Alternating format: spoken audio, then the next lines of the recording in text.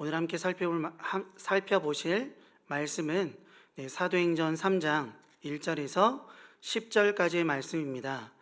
제가 가진 성경으로 신약 성경 191페이지에 있습니다. 사도행전 3장 1절에서 10절까지의 말씀입니다.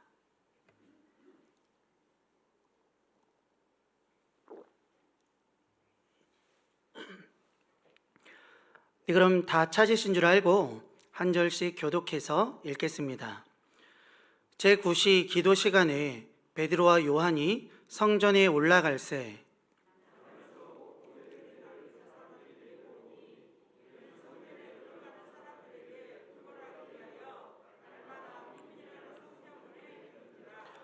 그가 베드로와 요한이 성전에 들어가려 함을 보고 구걸하거늘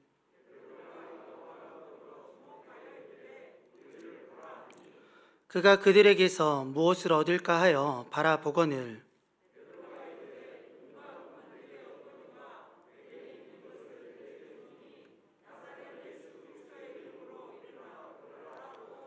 오른손을 잡아 일으키니 발과 발목이 곧 힘을 얻고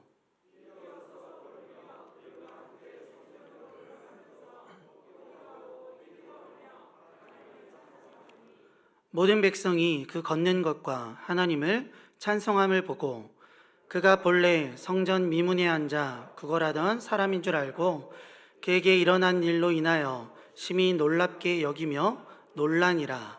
아멘. 오늘도 말씀 가운데 함께 하시는 하나님의 은혜와 사랑이 우리 가운데 가득하기를 간절히 소망합니다.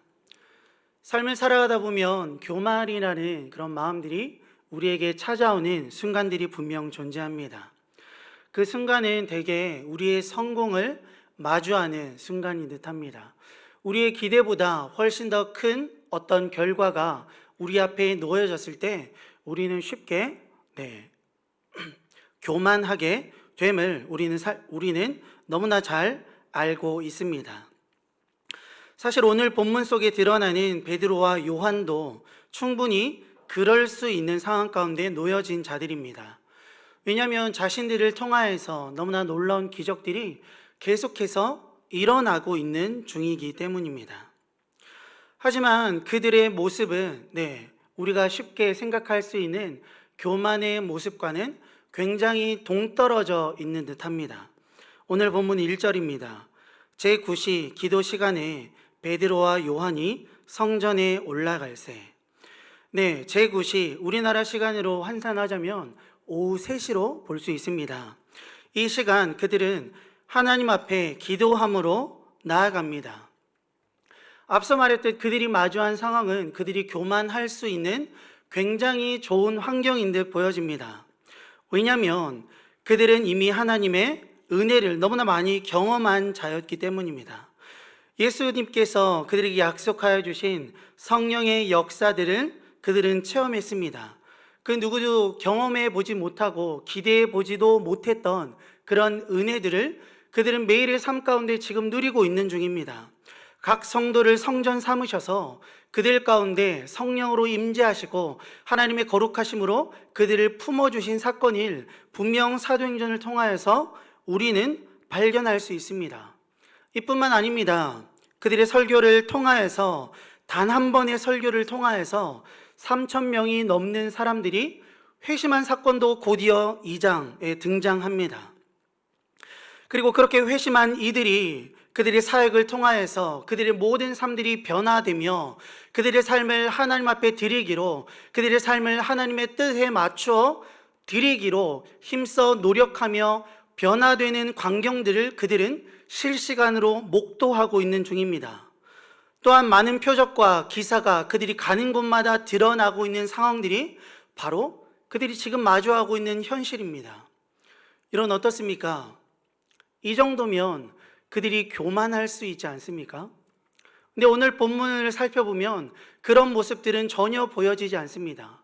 계속해서 너무나 많은 성공들이 그들을 따라오고 있고 너무나 많은 좋은 것들이 그들을 따라오고 있고 너무나 많은 이들의 칭송이 그들에게 주어졌지만 그들의 모습은 어떻습니까? 계속해서 하나님의 은혜를 간구하는 자의 모습으로 오늘 1절 우리에게 드러나고 있습니다.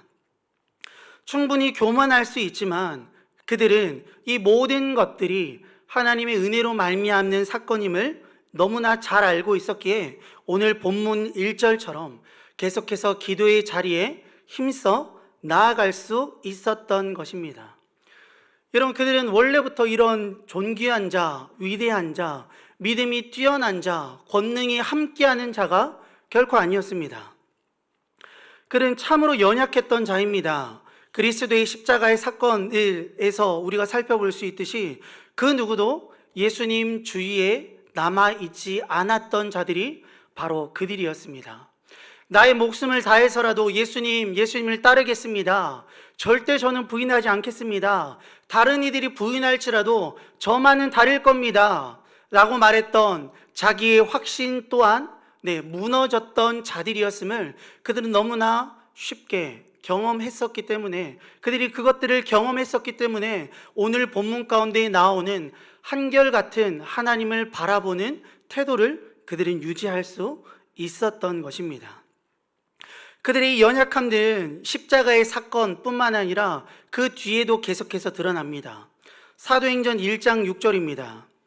그들이 모였을 때 예수께 여쭈어 이르되 주께서 이스라엘 나라를 회복하심이 이때니이까 하니, 이제 곧 있으면 예수님께서 그들을 떠나십니다. 근데 그들의 시선과 그들의 마음은 온통 어디에 있습니까? 예수님의 부활 너무나 놀랍습니다. 그 은혜로 말미암아 저에게 주어진 유익들 너무나 놀랍습니다. 근데 예수님, 그보다 조금 더 현실적인 문제 있잖아요. 예수님의 그 나라, 제가 거기서 뭔가를 차지할 수 있을 것처럼 여겨지는 그 나라는 언제 옵니까? 라는 물음들이 그들에게 있었던 것이 여러분 그들의 모습이었습니다. 뿐만 아닙니다. 마태복음 28장 16절에서 17절입니다. 11 제자가 갈릴리에 가서 예수께서 지시하신 산에 이르러 예수를 배웁고 경배하나 아직도 의심하는 사람들이 있더라. 마태복음 28장의 배경은 언제입니까? 동일한 배경입니다. 예수님께서 승천하시기 바로 전, 지상 명령을 그들에게 말씀하시기 바로 전에 이 구절이 등장합니다. 그런데 그들의 모습이 지금 어떻습니까? 하나님에 대한 신뢰와 예수 그리스도에 대한 믿음으로 가득 차 있습니까? 아니요, 그렇지 않습니다. 그들은 여러분 예수님의 부활을 경험했던 사람들입니다. 그리고 그 부활 앞에서 예수 그리스도의 권능과 하나님의 참된 아들이심을 경험했던 자들이에요. 근데 여러분 그들의 모습이 어떻다고요? 아직도 의심하는 사람들이 있더라. 여러분 이 문구는요, 예수님께서 사역을 시작하시는 초기의 상황들을 묘사한 게 아닙니다.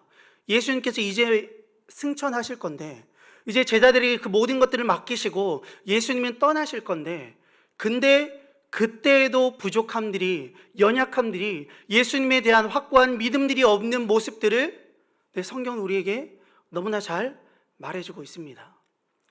여러분 그들은 그 연약함들이 있지 않았던 것 같습니다. 그들이 행하고 있는 모든 것들이 자기의 힘과 자기의 능력과 자신의 결단으로 인한 어떤 결과라고 그들은 전혀 생각지 않았습니다. 왜냐하면 그들의 연약함에 대해서 너무나 잘 알고 있었고, 하나님께서 예수께서 허락하여 주시겠다 말씀하여 주신, 약속하여 주신 성령으로 인하여서 자신의 삶 가운데 생긴 놀라운 변화의 사건임을 그들은 너무나 잘 알고 있었기 때문입니다. 여러분 우리의 모습들은 어떻습니까? 성공의 자리에 있는 우리의 모습들, 우리는 간혹 우리가 기대하지 못했던 결과들을 마주합니다. 우리가 기대했던 것보다 훨씬 더 많은 것들을 누리는 그런 순간들이 우리에게 분명 존재합니다. 이런 그때마다 여러분의 모습은 어떻습니까? 과연 여기에 등장하는 베드로와 요한처럼 겸손함으로 하나님, 저의 삶에 일어난 모든 일들은 하나님께서 행하신 것입니다. 저의 능력도, 저의 힘도, 저의 부함도, 저의 모든 여건과 상황들도 하나님께서 허락하여 주셨고 하나님께서 지켜주신 것들입니다 라는 그런 감사의 고백들이 여전히 여러분에게 있습니까?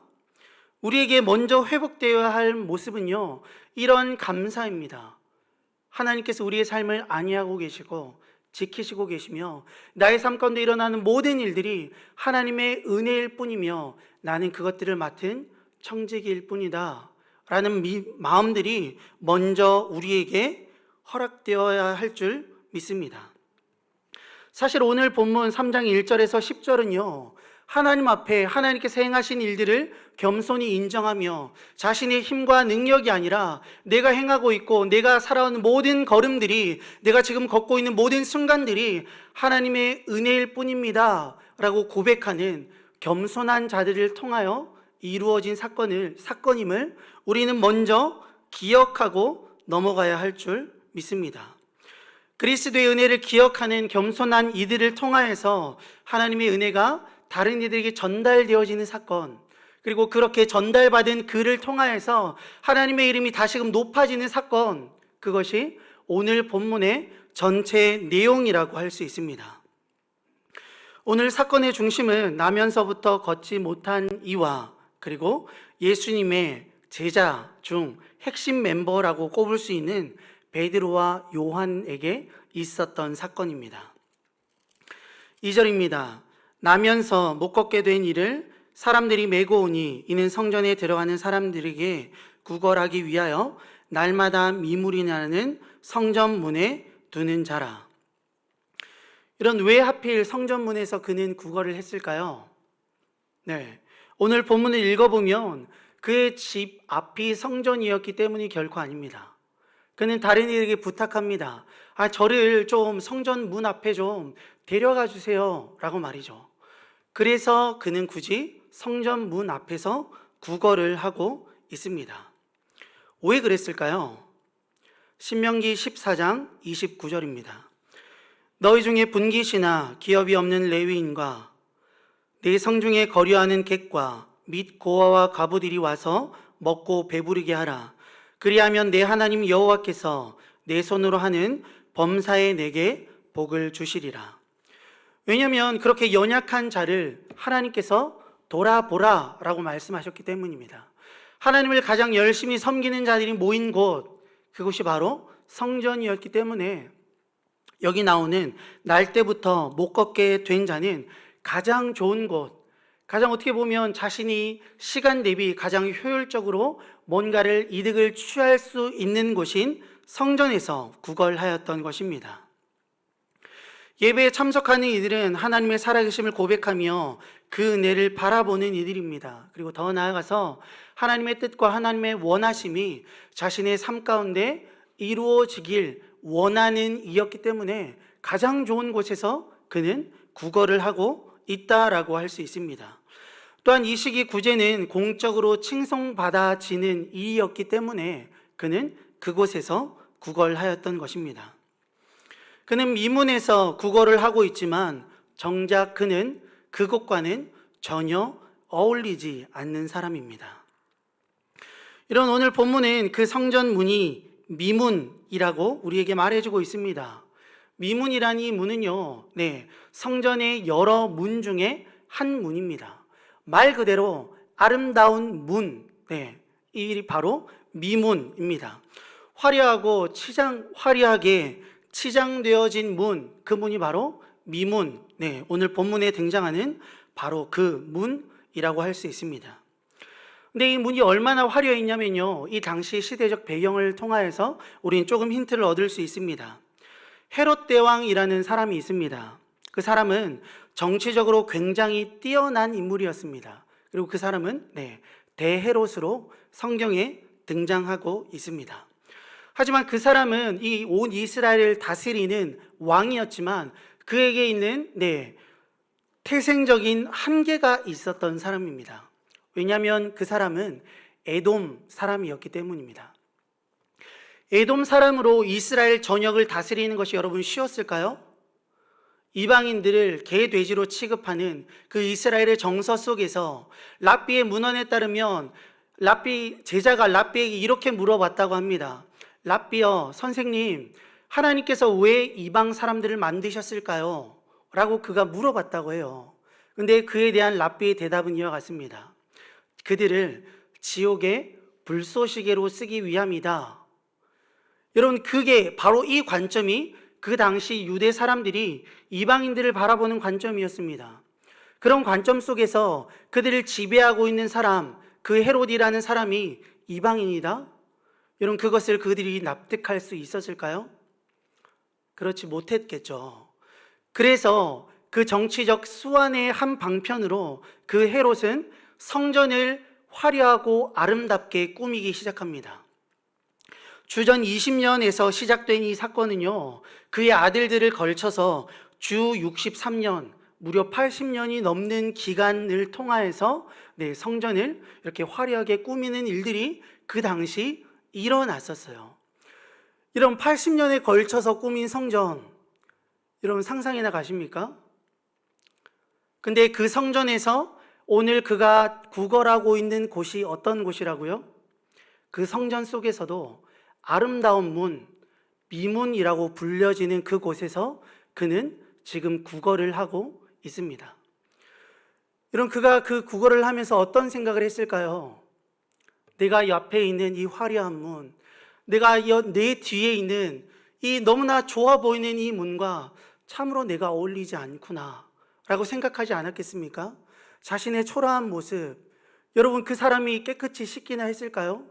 옷이라고 잘 입고 있었겠습니까? 그와는 너무나 상반되어지는 그 문 앞에서 그가 얼마나 초라해졌겠습니까?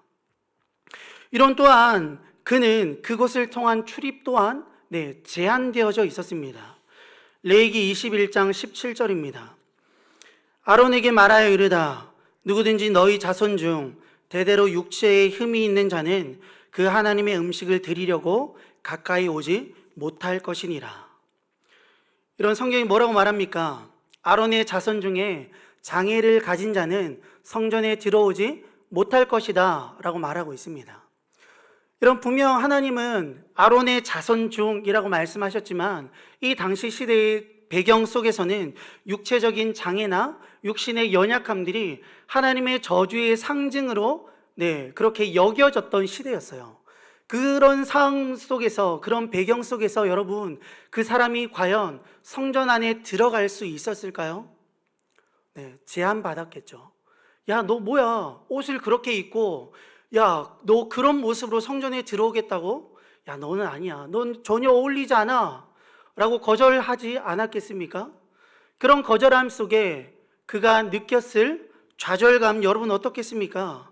자신과는 전혀 어울리지 아니하는 성전, 그리고 자신과는 전혀 어울리지 않은 그 아름다운 문 앞에 그는 점점 더 초라해져 가기 시작했을 것 같습니다. 하지만 자신의 삶을 하루하루 영위하기 위하여서 그는 계속해서 그곳에서 구걸을 하고 살아갑니다. 그는 평생을 그 자리에서 구걸했던 사람입니다. 그리고 그 앞으로 한 사람들이 지나갑니다. 그 사람들은 바로 베드로와 요한이었습니다. 그들을 바라보며 그 안진뱅이가 원했던 것, 그들에게 기대했던 것은 여러분 무엇일까요? 오늘 하루 자신의 삶을 지탱해 줄, 자신에게 뭔가 먹을거리를 가져다 줄 조그마한 그런 돈, 약간의 적선 아니었을까요? 하지만 오늘 본문을 통하여서 우리는 그가 받은 것이 무엇임을 알고 있습니다. 그가 받은 것은 무엇입니까? 그의 기대보다 훨씬 더 큰 은혜였습니다. 조금 더 자세히 말하자면 그가 기대조차 하지 못했던 은혜가 그에게 쏟아지기 시작합니다. 그가 받은 것은 약간의 적선이 아닙니다. 그의 기대와는 전혀 다른 것을 그는 얻게 되어집니다. 그 간구를 통하여서 뭔가 바라는 그 시선과 그 몸 제스처를 통하여서 그가 궁극적으로 취한 것은 자신이 가장 원했지만 감히 꿈꾸지조차 못했던 것, 바로 그것이었습니다. 6절입니다. 베드로가 이르되 은과 금은 내게 없거니와 내게 있는 것을 내게 주노니 나사렛 예수 그리스도의 이름으로 일어나 걸으라 하고 오른손으로 잡아 일으키니 발과 발목이 곧 힘을 얻고 뛰어서서 걸으며 그들과 함께 성전으로 들어가면서 걷기도 하고 뛰기도 하며 하나님을 찬송하니. 그가 기대조차 하지 못했던 것이었습니다. 정말 그가 원했던 것은요, 여러분, 그의 삶을 하루하루 이어가게 할 돈이 아니었습니다. 그가 정말 원했던 것은 걸어보는 것 아니었겠습니까? 내가 걷기만 하면, 내가 정말 걷기만 하면 나의 삶이 달라질 텐데, 내가 정말 걷기만 하면 내가 이 성전 가운데 들어가서 뭔가를 해볼 수 있을 텐데, 나와는 전혀 어울리지 않아 보이는 이 성전을 감히 들어갈 수 있을 것 같은데, 나의 누추한 아무것도 아무런 소망이 없는 나의 삶이 극적으로 변할 것 같은데, 그것을 그는 알고 있었지만 감히 누군가에게 나를 좀 걷게 해 주십시오 라고는 고백하지 못했던 자였습니다. 하지만 오늘 본문 속에 드러난 사건은 무엇입니까? 그가 감히 꿈꾸지 못했던 그것을 그는 받게 됩니다. 더 나아가서는 자신의 삶을 놀랍게 변화시키는 예수님을 그는 경험하게 됩니다. 6절에서 베드로는 분명 그에게 말합니다. 나사렛 예수라고 말이죠. 이런 사실 지금도 그렇잖아요. 동일한 이름들은 여러분 우리에게 너무나 많습니다. 그리고 이 당시 시대에 예수라는 이름도 흔했을 겁니다. 근데 그 중에서 베드로는 콕 집어서 내가 너에게 베푸는 이 능력과 권능이 어디에서부터 나오는지 확실하게 그에게 전달합니다. 그가 말하고 있는 그 능력의 출처는 어디입니까? 바로 나사렛 예수입니다. 그 못 걷게 된 그도 그분에 대한 소문을 듣고 알고 있었을 것 같습니다. 그 오고 가는 이들을 통하여서 예수 그리스도에 대한 소문이 그들에게도 들려졌을 것입니다. 그가 이전까지 알고 있었던 예수 그리스도는 누구십니까? 하나님의 아들임을 주장했던 사람, 여러 기적과 능력들을 행했던 어떤 선지자, 이런 사람이었을 뿐이었을 것 같습니다. 하지만 오늘 이 본문을 이유로 하여서 그에게 있어서 나사렛 예수는 여러분 어떤 사람이었을까요? 소망 없던 자신의 삶 가운데 소망을 허락하여 주신 분, 놀라운 변화를 자신의 삶 가운데 허락하여 주신 분, 바로 그런 분이 아니셨을까요? 죽은 줄 알았던 그분, 어느 죽었다는 그 소식을 들었던 그분이 지금도 살아계시며 자신의 삶 가운데 능력으로 역사하신 분이시구나 라는 것을 여러분 이 사건을 통하여 그는 경험하게 됩니다. 그리고 나서 그가 하는 일은 무엇입니까? 8절입니다. 뛰어서서 걸으며 그들과 함께 성전으로 들어가면서 걷기도 하고 뛰기도 하며 하나님을 찬송하니. 그 은혜를 경험한 그가 가장 처음 하는 것은 무엇입니까? 그와는 어울리지 않았던, 내가 내 평생에 저기에 들어갈 수 있을까? 내가 저기와 어울린다는 생각을 할 수 있을까? 라고 생각했던 아름다운 그 문, 그 성전 안으로 나아가서 하나님을 찬양하며 경배하며 그분 앞에 온전한 찬양을 드리는 일들이 여러분 그가 행한 가장 첫 번째 이름을 우리는 기억할 필요가 있습니다. 그는 기대하지 못했던 은혜를 받은 뒤에 하나님의 이름을 놀랍도록 찬양합니다. 하나님께서 보내신 그리스도에 대한 고백들과 그리고 그를 보내신 하나님에 대한 찬양들이 그의 삶 가운데 가득해지기 시작합니다. 이런 오늘 본문 속에서 그는 하나님을 찬송합니다. 왜 그렇죠? 그에게 놀랍게 역사하신 그 예수 그리스도가 하나님께서 보내주신 아들임에 대한 믿음이 어느샌가 그에게 확실하게 자리 잡았기 때문입니다. 아무것도 기대하지 못했던 그의 삶 가운데 놀라운 변화를 일으키셨던 그 예수 그리스도, 지금도 살아계셔서 자신에게 좌절할 수밖에 없었던 자신의 삶을 소망으로 물들어 가셨던 그 분이 바로 하나님께서 보내신 아들임에 대하여서 그는 확실한 믿음의 고백을 드리고 있는 것입니다. 여러분, 우리의 삶은 어떠합니까? 우리의 삶에도 분명 이러한 시간들이 존재했지 않습니까? 감히 하나님의 은혜를 꿈꿀 수 없었던 우리가 하나님의 은혜 앞에 마주했던 그 순간들이 우리에게 분명 존재합니다. 천국과는 전혀 어울리지 않았던 우리를 사탄의 종으로서 어두운 곳에서 신음하고 하나님의 그 나라와 그 천국과는 전혀 어울리지 않는다라고 생각할 수밖에 없고 나의 한계를 정할 수밖에 없었던 우리를 감히 하나님의 나라를 꿈꾸게 하셨고 감히 하나님의 사람으로 하나님의 자녀로서 삼아주신 그 은혜의 순간들이 우리에게 분명 존재합니다. 복음을 알게 하시고 듣게 하시며 그 은혜와 사랑으로 우리를 반응하게 하신 그 시간들이 우리에게 분명 존재합니다. 하나님, 제가 다른 것이 아니라 하나님 주님께서 허락하여 주신 이 은혜이면 하나님은 충분합니다. 하나님, 제가 어떤 것을 구하겠습니까? 하나님, 주께서 나에게 허락하여 주신 감히 하나님을 바라볼 수 있게 하여 주시고 그분을 아버지라 부르게 하신 그 은혜이면 하나님, 제가 충분합니다. 말했던 그 순간들이 여러분 우리에게 분명 존재하잖아요. 여러분, 그렇다면 오늘도 여러분 동일한 고백들이 우리에게 있습니까? 지금도 주의 은혜와 그 사랑에 대한 감격들이 여러분 생생하십니까? 교회에 나올 때마다 하나님의 임재가 가득한 이 자리 가운데 설 때마다 두렵고 떨림이 그 은혜를 허락하여 주신 하나님의 은혜에 대한 사랑에 대한 감격들이 여러분 오늘도 우리 가운데 생생하십니까? 아니면 언젠가 그래 맞아, 내가 10년 전에 20년 전에 내가 젊을 때 그래 나에게 분명 그런 순간이 있었지 라고 혹시 빛바랜 추억으로 우리에게 남아있진 않습니까?